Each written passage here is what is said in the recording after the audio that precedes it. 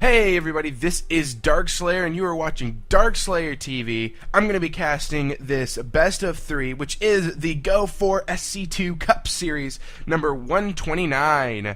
Spawning here at the bottom right of this big map that I don't know what it is aTnDarKFoRcE.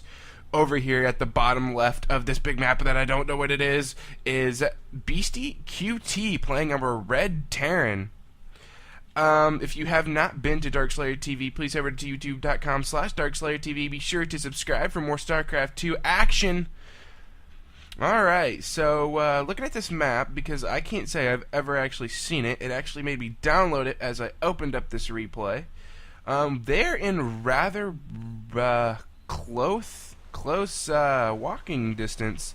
It looks like if you destroy these destructible rocks, you'll even be in a closer position. It's an interesting mechanic. You either have to go around this big wall here or destroy these rocks. So that is interesting. Seems to be the same way over here on Beastyqt's side. However, it looks like on Beastyqt's side they're rather close. This is an interesting map. We do see that the scout is going out for DarkFoRcE. Going to be making its way over to Beastyqt's base. Will he have that wall off complete before DarkFoRcE gets in there? It does not look like it. Yep, he will get in here to see that the refinery is down after the barracks, so he knows that there won't be any crazy Hellion play. Well, at least fast Hellions. That doesn't mean there won't be any Hellions, because that would be crazy. And there's the expansion down for DarkFoRcE on 14 supply, very standard. He is now going to be transitioning into that spawning pool. Well, not transitioning, he didn't ever go out of it. And this Overlord actually making its way all the way up the map, and I'm almost curious to why. Oh, he's making a long way all the way down to the top side of Beastyqt's base. Okay, Beastyqt. And that scout is returning for DarkFoRcE. He did not lose it, which is good news for him. Another drone, always a good thing. And we do see that the wall off is complete now for Beastyqt. He is getting that orbital command up. He just now got that finished up. And we do see that an extractor is down for DarkFoRcE. Definitely no Spinishi play coming from DarkFoRcE. And we might be seeing a 1-1-1 build. As you can see, he's already got that factory coming up after one barracks. And he's actually flying that barracks over here. I almost wonder if it's going to start an add-on so that factory can switch out of it. Yep, it is. It's starting up that reactor, so that way this barracks will be able to lift off and trade with that factory. We do see that a Marine is coming back for Beastyqt right now. I actually didn't even see it move out. There is an Overlord here, positioned to get as much scouting information as possible, something a lot of Zerg need to do with their Overlords. And a Marine did go down here. These Lings are out on the field. We do see the Spine Crawler is going up for DarkFoRcE. He's now starting to drone up at his natural, getting those queens out. And already an expand coming from Beastyqt. This is actually a very fast expand, and there it is. There's the swap. The factory is going to be landing on that reactor, and there you go. Proof that I can be wrong. 2 Hellions are on the way for Beastyqt right now. A hard name to say when you are trying to cast quickly. And we do see a Zergling now running around out here in this natural, seeing whenever Beastyqt does try to expand, see if he tries to move out, try to see anything really. The metabolic boost is on the way for DarkFoRcE right now. If we look at the spawning pool, it is about halfway completed. And we look in the units tab, we do see that it's 25 drones to 22 SCVs. This is very standard this early in the game. However, with the mule down for Beastyqt, he probably does have a small resource advantage. And here come the Hellions making their way up the map right now. Going to be going over here to see how many drones they can kill off. Back over to the production tab. We do see another command center is down. He's building 2 command centers right now. Going to be going for a really fast expand. These Hellions are going to start pecking off at the creep team. We're trying to get it killed before it disappears. And I think it has disappeared. No, he uses the Zerglings to use that AoE damage to kill off the creep tumor. Very smart play from Beastyqt. The Spine Crawler, however, is well positioned with this queen, so if a Hellion did try to slip around, not only will the Spine Crawler probably get a few good hits off, this queen will be here to wrap up anything that's left. And look at this, we have the orbital command coming up for Beastyqt on his second command center, and he's also building a third command center. Going to be going for a really heavy macro play. He does have a bunch of Hellions on the field right now with one Marauder and a Marine. And here we go, going to be transitioning into the natural right now. I'm going to throw down that command center in 2 refineries. And back at aTnDarKFoRcE's base, we do see that the Baneling nest is on the way. And he's going to keep that creep spread going. I do see that there's a creep chamber being made. However, I do not see where, actually. Oh, here it is. This queen is still standing over it. And we actually have 2 spine crawlers on the field now. He knows that the Hellions are here, and he doesn't want those Hellions to be causing any kind of problems. Actually putting one of the spine crawlers at the bottom of the ramp and keeping one up top. And here come the Hellions now, going to start barbecuing away at that spine crawler, but decide not to, going to be trying to run up here. However, these speedlings are going to get a nice surround. They're going to get him in this corner. They're going to kill off several Hellions before they finally get away. Going to be going over here trying to kill off drones. However, they get a focus fire. Those Zerglings, they have killed a lot of Zerglings. However, a lot of Hellions have went down. These Hellions are making their way up into the main base. However, there's a queen here going to start sniping away at those. Will he get any drones killed? It seems unlikely. He does get 1 drone killed. And these queens are now going to wrap up this last Hellion. Over in the workers killed tab, we do see that he actually got 3 drones there. It didn't look like it, however, he did. So there you go. And going to be starting that creep on the other side of this rock. I almost wonder if aTnDarKFoRcE is going to be killing this rock for his own advantage, since he is Zerg, because Zerg does like close ground positions. 2 more Hellions making their way up the map right now, and if we look over at Beastyqt's base, we do see he has 3 factories now, and is getting those tanks out, and still continuing to produce those Hellions. We do see that Siege Tech is on the way, and the Infernal Pre-Igniter for those Hellions. And the Baneling Speed is on the way, and Aspire is coming up for aTnDarKFoRcE right now. And actually already moving into his 3rd base, and we do see that a lot of Banelings were just morphed in, 14 to be exact. And Thor's now being built for Beastyqt.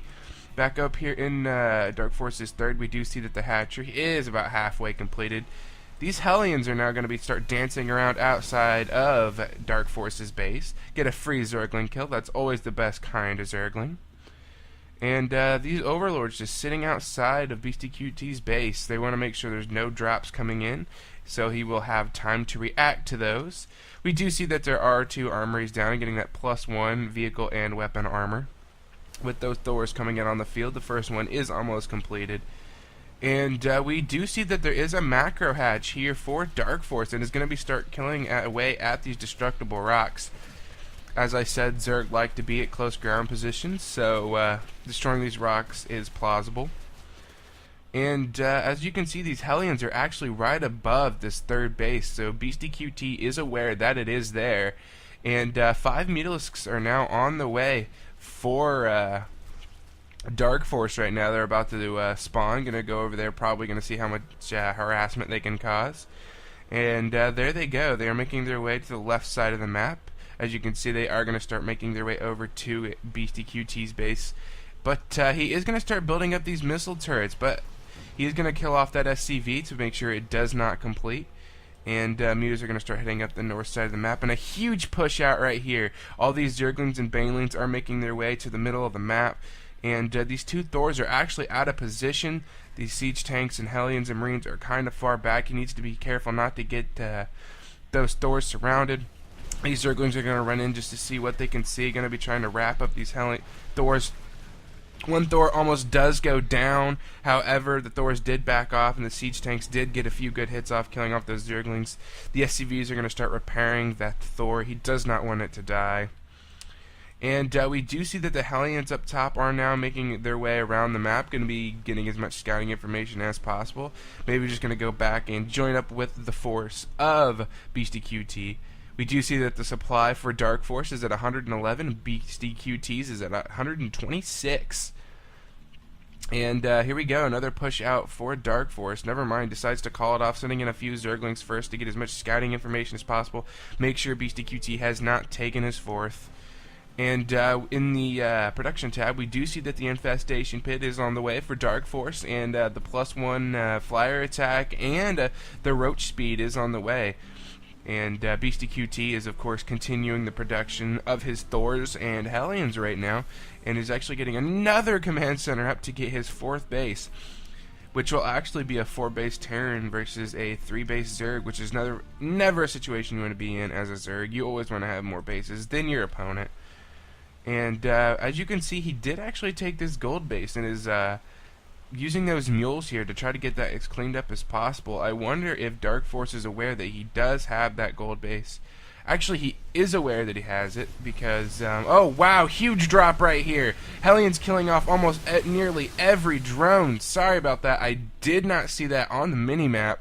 However, if you can look, there was some serious carnage right here, for there is no more drones on that mineral line. And the Zerg now starting to get those roaches because he does know the Hellions are on the field. And as you can see, he actually has 10 roaches in production. He's getting those passaging glands for the infestors. And turning this 4th base here into a planetary fortress, and he has more factories on the way. He's just going mass factory. Look at this, 6 factories on the field right now. However, he does not have any add-ons on them currently. He's actually not building anything out of them as we speak. And there you go, 2 with tech labs and 1 with a reactor.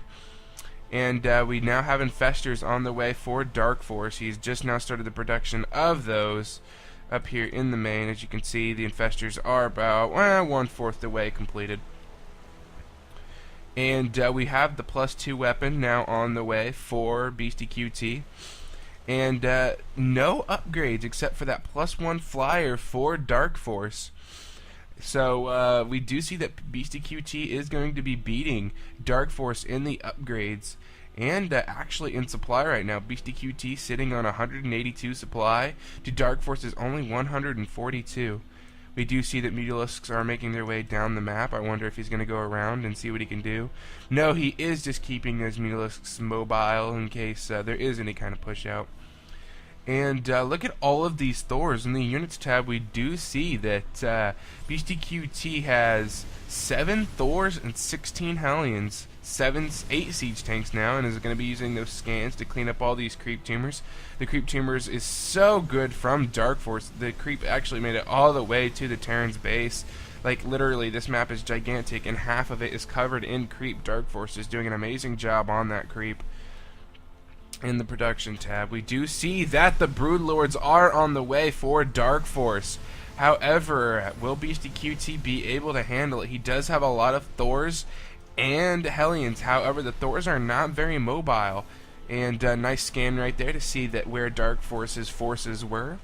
And will there be an engagement right here? Those Thors are going to start pecking away at those pesky overlords. And a little bit of a push out right there. And he tries to get a fungal growth off on those Hellions. However, it does miss. This Thor is still pecking away at those overlords. However, a nice narrow parasite grabbed that Thorn, is now sniping away at those siege tanks. And here comes a bit of an engagement, but more narrow parasites are taking over all these Thors, and the Thors are just firing away at everything. Now we just see a bunch of Thors killing each other. This Thor will go down because of the 2 narrow parasited ones, and well, the narrow parasites have worn off. And Beastyqt going to be backing off, and here we go. Here, the Broodlords now making their way to the left, going to start pecking away at these Thors. However, Thors have excellent range and are already firing away at those Broodlords. He needs to move the Broodlords back. However, the Broodlords are outpowering the Thors, throwing down those Broodlings, and here is a huge engagement. All these Thors are just firing away at these Broodlords, and here comes a big move out with all those Roaches and Banelings. The Banelings move in, killing off a siege tank. However, most of them do go down. The Broodlords are still sniping away at those Thors, but the Thors are sniping away at the Broodlords. But there are so many Broodlords, and they have +1 weapon attack, and the Thors are just dropping left and right. Even the Infestors getting some fungal growth away on those Thors, and all the Thors do go down. We do see that the supply is really rapidly evening out. Beastyqt with not only a small advantage in supply right now, and he's all his siege tanks up here to take out this gold expand for aTnDarKFoRcE. The hatchery does go down, however the broodlords are showing up and are sniping away at these siege tanks. Will the siege tanks get away? It looks like it, not even losing one. However, there is a marine slowly pecking away at one, but they do kill it. And there's another nice grab by aTnDarKFoRcE, throwing all those broodlords around the map, controlling them perfectly, trying to get these siege tanks killed. And here comes some Zerglings from the side, going to be trying to flank. And there is a Viking on the field, however the Corruptors do take care of it. 4 more Vikings do arrive and start sniping away at those Corruptors. And another nice scan from Beastyqt to keep control of where aTnDarKFoRcE's forces are.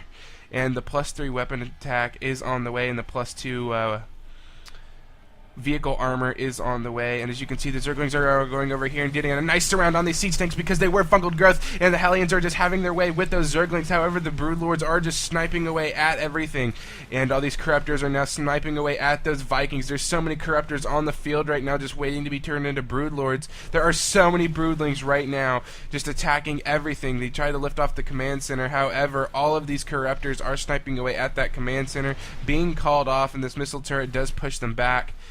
Broodlords now are making their way over here again, going to try to start sniping away at the siege tank line again. And here we go, the siege, and all those siege tanks are sieged, so they're all just doing friendly fire to themselves. The broodlords are just sniping away, killing everything. This bunker is going to go down, it looks like, unless he gets some SCVs over there, which he doesn't. All these siege tanks were unsieged and are moving back, and this command center is about to die, sitting on about 50 HP. It's burning and slowly dying. He needs to get some SCVs over there to take care of that. However, it doesn't look like he wants to, and there's the GG from Beastyqt, and aTnDarKFoRcE takes the first game.